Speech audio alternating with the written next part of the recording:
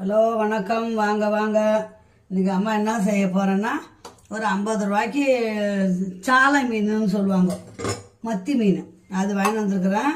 நாளைக்கு இட்லிக்கு மீன் குழம்புக்கும் சூப்பராக இருக்கணுன்ட்டு இன்றைக்கே நான் குழம்பு வச்சு வைக்க போகிறேன். வாங்க வீடியோக்குள்ளே போகலாம். அந்த மீன் குழம்புக்கு இது பாருங்க, 2 வெங்காயம், 2 தக்காளி, 1 பூண்டு, இவ்வளோ தான். இன்னும் என்ன நான் போடுறேன்னு பாருங்கள், செய்யும்போது காட்டுறேன். வாங்க வீடியோக்குள்ளே போகலாம். இப்போ பாருங்கள், அடுப்பு பற்ற வச்சாச்சு. கடாய் போட்டேன், கடாய் நல்லா காயட்டும்.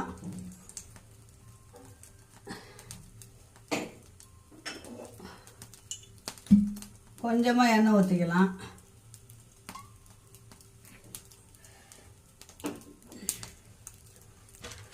எண்ணெய் காயுதுங்களா, அதில் பாருங்கள் 1 ஸ்பூன் மிளகு போட்டுக்கோங்க.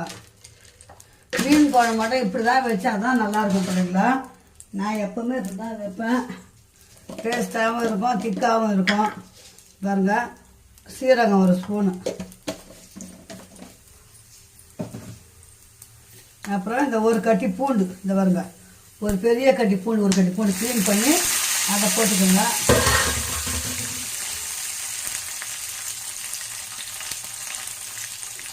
ஒரு 2 கொத்து கருவேப்பிலை போட்டுக்கோங்க.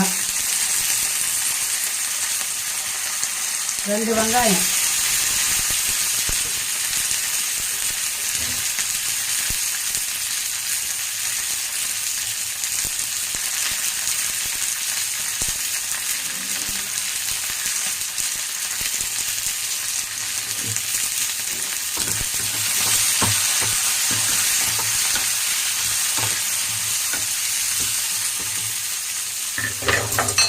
ஒரு 2 தக்காளி, பெரிய தக்காளியாக 2 எடுத்துக்கணும். நான் அதை போட்டுக்கலாம்.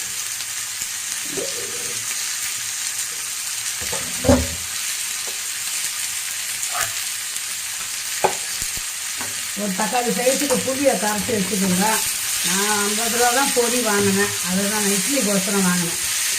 சாப்பாட்டுக்கு வேறு எதனா செஞ்சுக்கலாம். இட்லிக்கு மீன் குழம்புக்கும் சூப்பராக இருக்கும். மீன் இருந்தால் கூட சாப்பாட்டுக்கு வச்சுக்கலாம். மீன் குழம்பு மட்டும் பாருங்கள், இன்றைக்கி வச்சுட்டு நாளைக்கு சாப்பிட்டு பாருங்கள், ரொம்ப ரொம்ப டேஸ்ட்டாக இருக்கும். அதுக்கு தான் நான் எப்போவுமே முன்கூட்டியே வச்சுருவேன். மாங்காய் போட்டு வைக்கலாம், இன்றைக்கி மாங்காய் இல்லை.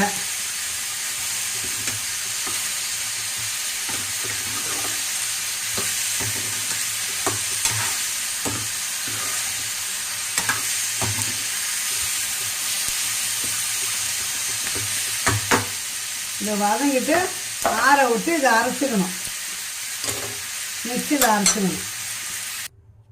வாங்க பிள்ளைங்களா, மசாலா அரைச்சாச்சு.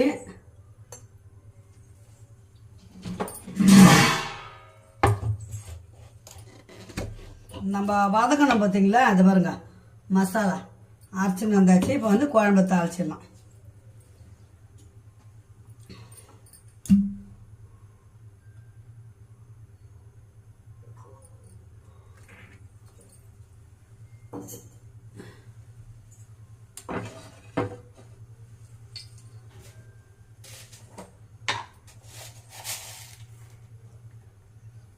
ஒரு சின்ன ஸ்பூன் தான் வெந்தயம் போட்டுக்கோங்க.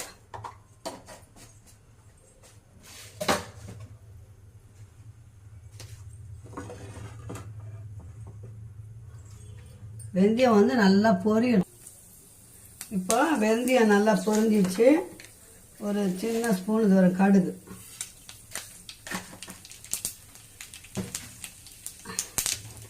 மீன் குழம்புக்கு கண்டிப்பாக வந்து வடகம் போடணும், அப்போ தான் வந்து டேஸ்ட்டாக இருக்கும். இந்த சமயத்தில் நாட்டு வெங்காயம் இருந்தால் போட்டுக்கோங்க, என்கிட்ட இல்லை. ஒரு 10 வெங்காயம் அரிஞ்சு போடலாம், நாட்டு வெங்காயம் நல்லா டேஸ்ட்டாக இருக்கும். கருவேப்பிலை போட்டுக்கோங்க. உப்பு போட்டுட்டேன். இந்த மசாலாவை எடுத்து இது வருங்க, நம்ம அரைச்சோம் இல்லைங்களா மசாலா எடுத்து அதில் போட்டுக்கலாம்.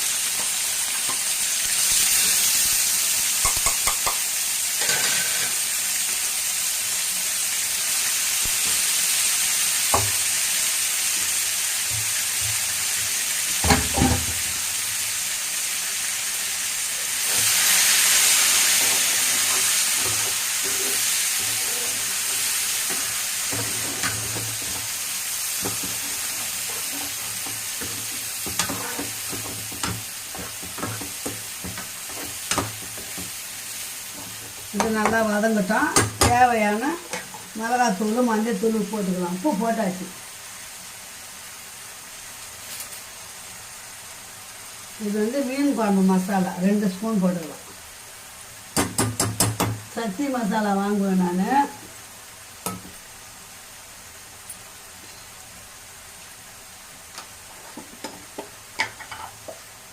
கால் ஸ்பூன் மஞ்சள் பொடி. உப்பு போட்டாச்சு. உப்பு போட தேவையில்லை.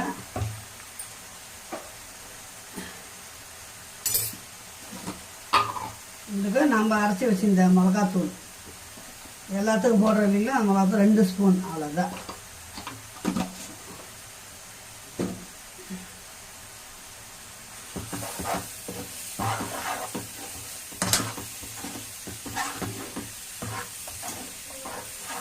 சாப்பாடு தான் இப்போ சாப்பிட்டுக்கலாம். மீதி நாளைக்கு இட்லிக்கு வச்சு சாப்பிட்டோம்னா ரொம்ப ரொம்ப டேஸ்ட்டாக இருக்கும். கொஞ்சம் எழுந்தோமா இட்லியை ஊற்றி வச்சோமா மீன் குழம்பு போட்டு சாப்பிட்டுக்கலாம். அவ்வளோதான். இப்போ இது நல்லா ஒரு பக்கம் வதங்கட்டும். அதுக்கு நம்ம வந்து புளி ஒரு தக்காளி சைஸு புளியை கரைச்சி வச்சுருக்காங்க இல்லைங்களா, அதை ஊற்றிக்கலாம்.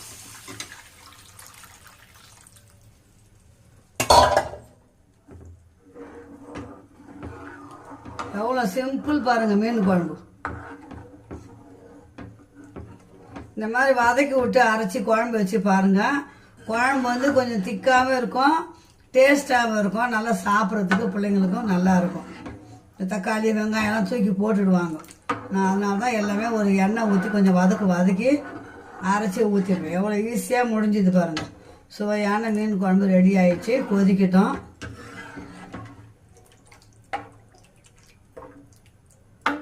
கருவேப்பிலை கூட போட்டேன் பாருங்கள். நான் அரைக்கும் போது போட்டேன். 2 வாசனைக்காக தாளிக்கும் போது போட்டுக்கிறேன். அவ்வளோதான். குழம்பு நல்லா கொதிக்கட்டும்.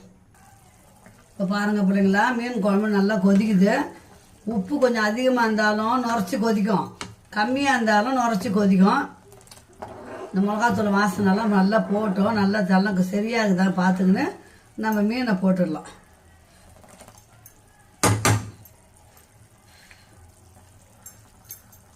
சிலருக்கு தண்ணியாக இருந்தால் பிடிக்கும், சிலருக்கு திக்காக இருந்தால் பிடிக்கும். நாங்கள் மீடியமாக பாருங்க எப்படி இருக்குது பார்த்தீங்களா. குழம்பு இன்னும் கொஞ்சம் நேரம் கொதிக்கணும். ஒரு 5 நிமிஷம் கொதிக்கிட்டோம். இந்த பாருங்க மீனை கழுவி வச்சுட்டேன். இதெல்லாம் சாலை மீன் 50 ரூபா மீன் தான் இது. இதை போட்டு குழம்பு வைக்க போகிறேன். குழம்பு ஆனால் டேஸ்ட்டாக இருக்கும். மீன் இல்லைன்னா கூட குழம்பு ரொம்ப ரொம்ப சூப்பராக இருக்கும். நம்ம வீட்டு குழம்பு அப்படியே கையிலே ஊற்றி குடிக்கலாம் போல் இருக்கும். நான் எப்போவுமே வைக்கிறதுக்கு பிள்ளைங்களா சிம்பிளாக தான் செய்வேன். ஆனால் நல்லாயிருக்கும், டேஸ்ட்டாக இருக்கும். இப்போ குழம்பு நல்லா கொதிச்சிச்சிங்களா, மீனை போட்டுக்கலாம்.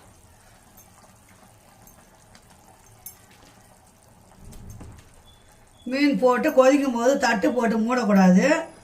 நல்லா கொதிக்கிட்டோம். கொஞ்சம் சைடாக போட்டு தான் மூடி வைக்கணும், ஆறட்டும். அவ்வளோதான். சும்மா வாசனைக்காக ஒரு 50 ரூபா பொடி வாங்கினேன். எனக்கு மீன் குழம்புனா ரொம்ப ரொம்ப பிடிக்கும் பிள்ளைங்களா. அதனால தான் மீன் குழம்பு எப்படி வாரத்துலையோ 10 நாளுக்கு ஒரு முறை 15 நாளுக்கு ஒரு முறை வச்சுடுவோம் மீன் குழம்புலாம். நல்லா கொதிக்கிட்டோம். இது கொத்தமல்லாம் தேவையில்லை. நீங்கள் இந்த மாங்காய் போட்டால் கூட புளி கொஞ்சம் கம்மி பண்ணிக்கலாம். மாங்காய் போடுறது இந்த மாங்காய் கட் பண்ணி நம்ம மசாலா வதங்கணும் பார்த்திங்களா, அந்த நேரத்துக்கு வந்து குழம்பு ஊற்றி குழம்பு கொதிக்கும் போது ஒரு கொதிக்கும் போது மாங்காய் போடணும். மாங்காய் போட்டு ஒரு கொதி வந்த பிறகு தான் நம்ம மீனை போடணும். இன்றைக்கி மாங்காய் இல்லை, அதனால் மீன் குழம்பு முடிஞ்சுது. இந்த வீடியோ இதோட முடிச்சுக்கலாம். அம்மா சேனலில் பிடிச்சிருந்தா கண்டிப்பாக சப்ஸ்கிரைப் பண்ணி லைக் பண்ணி பாருங்கள். நான் போடுற ஒவ்வொரு வீடியோவும் உங்களுக்கு நோட்டிஃபிகேஷனாக வரும். அம்மா சேனலில் கமெண்ட் பண்ணுங்கள் பிள்ளைங்களே, தங்க பிள்ளைங்களே, செல்ல பிள்ளைங்களா. இந்த வீடியோவை முடிச்சுக்கலாம். Okay, bye. see you next ஒரு நல்ல வீடியோவில் சந்திக்கலாம். பாய் செல்லுங்களா. இன்னைக்கு மீன் குழம்பு ரெடி. சூப்பரான மீன் குழம்பு. ஓகே.